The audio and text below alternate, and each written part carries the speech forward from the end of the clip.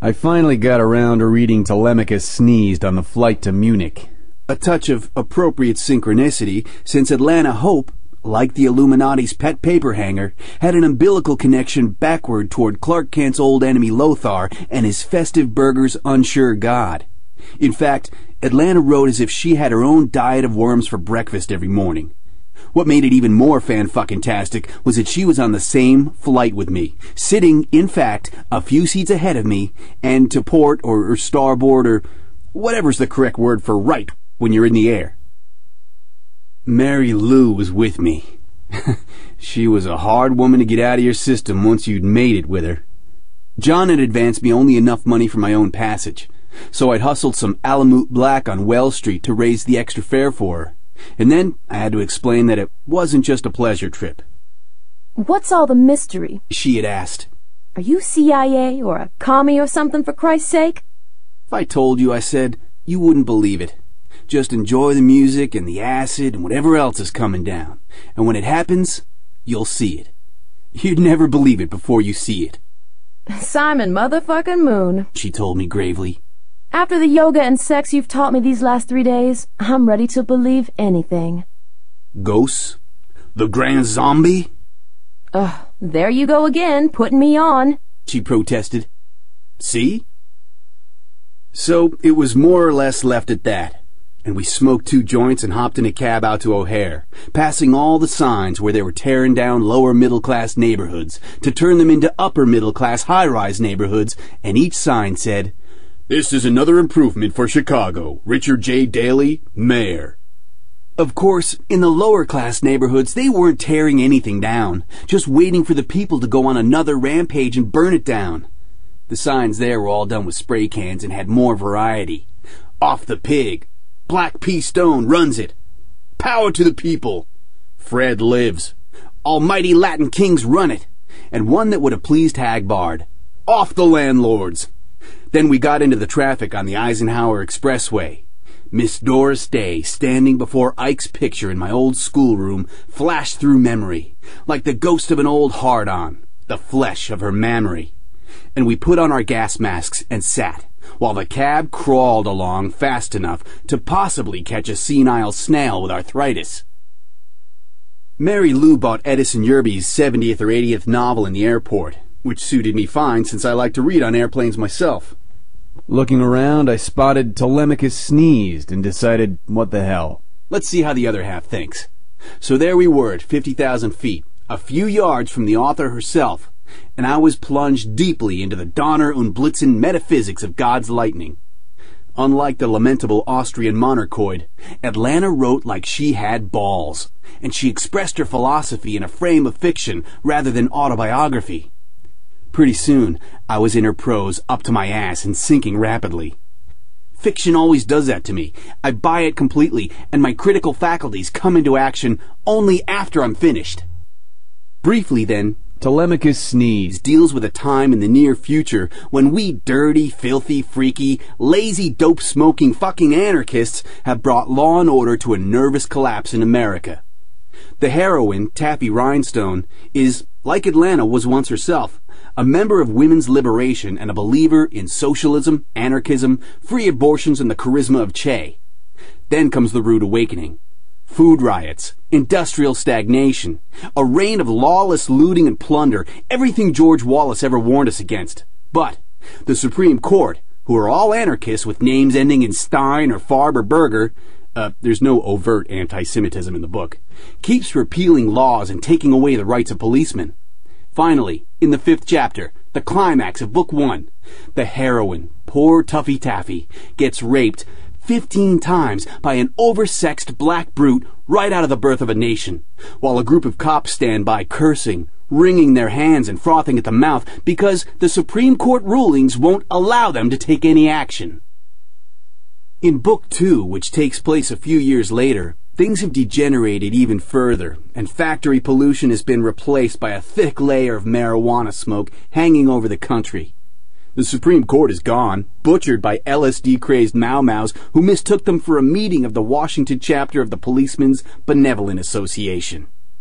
The president and a shadowy government in exile are skulking about Montreal, living a gloomy emigre existence. The blind tigers, a rather thinly disguised caricature of the Black Panthers, are terrorizing white women everywhere from Bangor to Walla Walla. The crazy anarchists are forcing abortions on women whether they want them or not. And television shows nothing but Maoist propaganda and Danish stag films. Women, of course, are the worst sufferers in this blightmare. And despite all her karate lessons, Taffy has been raped so many times, not only by standard vag pen, but orally and anally as well, that she's practically a walking sperm bank. Then comes the big surprise. The monstro rape to end all rapes. Committed by a pure Aryan with hollow cheeks, a long lean body, and a face that never changes expression. "Everything is fire," he tells her, as he pulls his prick out afterwards. "And don't you ever forget it." Then he disappears. Well, it turns out that Taffy has gone all icky-sticky gooey over this character, and she determines to find him again and make an honest man of him. Meanwhile, however, a subplot is brewing, involving Taffy's evil brother, Diamond Jim Rhinestone, an unscrupulous dope pusher who's mixing heroin in his grass to make everybody an addict and enslave them to him. Diamond Jim is allied with the sinister Blind Tigers and a secret society, the Enlightened Ones, who cannot achieve world government as long as a patriotic and paranoid streak of nationalism remains in America. But the forces of evil are being stymied. A secret underground group has been formed, using the cross as their symbol, and their slogan is appearing scrawled on walls everywhere. "Save your Federal Reserve notes, boys. The state will rise again." Unless this group is found and destroyed, Diamond Jim will not be able to addict everyone to horse. The Blind Tigers won't be able to rape the few remaining white women they haven't gotten to yet, and the Enlightened Ones will not succeed in creating one world government and one monotonous soybean diet for the whole planet. But a clue is discovered. The leader of the underground is a pure Aryan with hollow cheeks, a long lean body, and a face that never changes expression. Furthermore, he's in the habit of discussing Heraclitus for like 7 hours on end.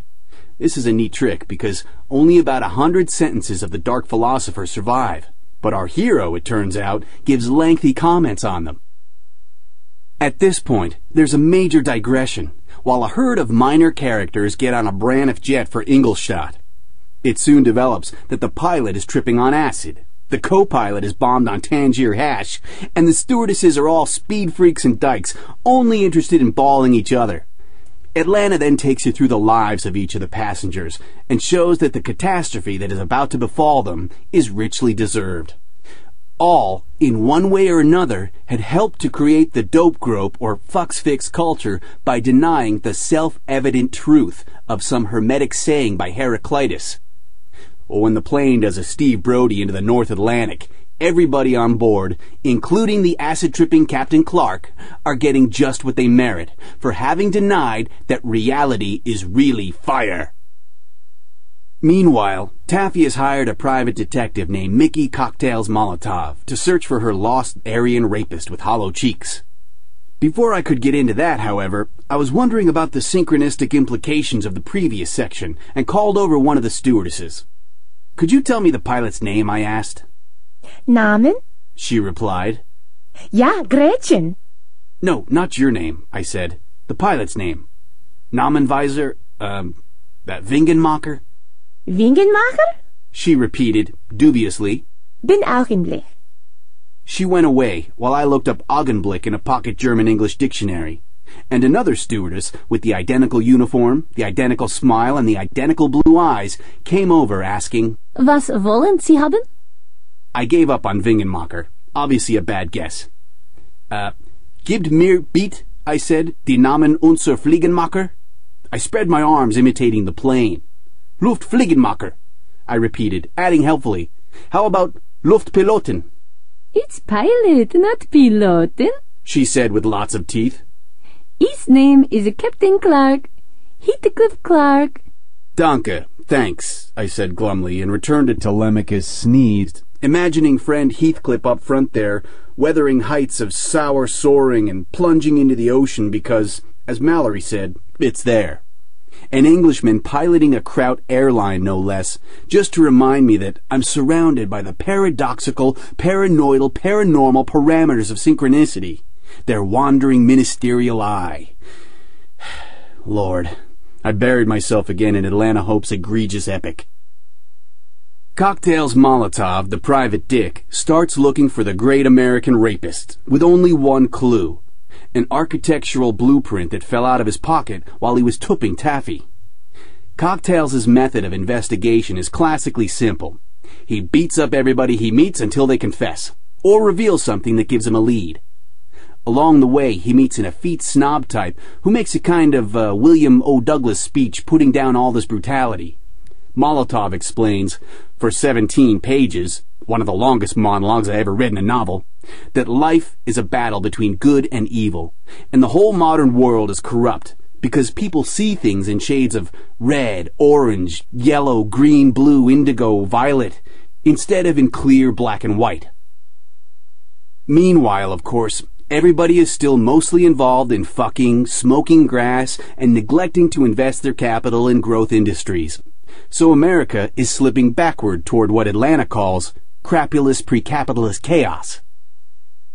At this point, another character enters the book, Howard Cork, a one-legged madman who commands a submarine called the Life Eternal and is battling everybody: the anarchists, the communists, the Diamond Jim Rhinestone heroin cabal, the blind tigers, the enlightened ones, the U.S. government in exile, the still nameless patriotic underground, and the Chicago Cubs, since he is convinced they are all fronting for a white whale of superhuman intelligence who's trying to take over the world on behalf of the cetaceans.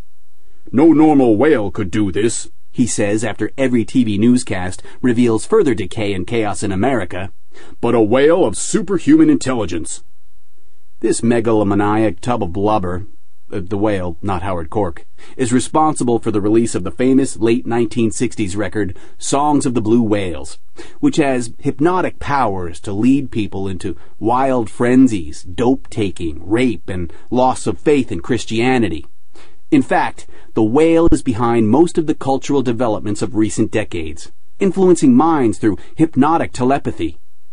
"First, he introduced W.C. Fields," Howard Cork rages to the dubious first mate, Buck Starr. "Then, when America's moral fiber is sufficiently weakened, Liz and Dick and Andy Warhol and rock music. Now, the Songs of the Blue Whales." Starr becomes convinced that Captain Cork went uncorked and wigged when he lost his leg during a simple ingrown toenail operation bungled by a hip young chiropodist stoned on mescaline. This suspicion is increased by the moody mariner's insistence on wearing an old cork leg instead of a modern prosthetic model, proclaiming, "I was born all cork, and I'm not going to die only 3/4 cork." Then comes a turnabout scene, and it's revealed that Cork is actually not bananas at all, but really a smooth apple. In a meeting with a pure Aryan with hollow cheeks, a long lean body, and a face that never changes expression, it develops that the captain is an agent of the underground, which is called God's lightning, because of Heraclitus' idea that God first manifested himself as a lightning bolt which created the world. Instead of hunting the big white whale as the crew thinks, the Life Eternal is actually running munitions for the government in exile and God's lightning. When the hollow-cheeked leader leaves, he says to Cork, "Remember, the way up is the way down." Meanwhile, the gateless gates swung creakingly open, and I started picking up some of the real world. That is, I began to recognize myself again as the ringmaster. All of this information gets fed into me, entropy and negentropy, all synergized up in a wodge of wonderland,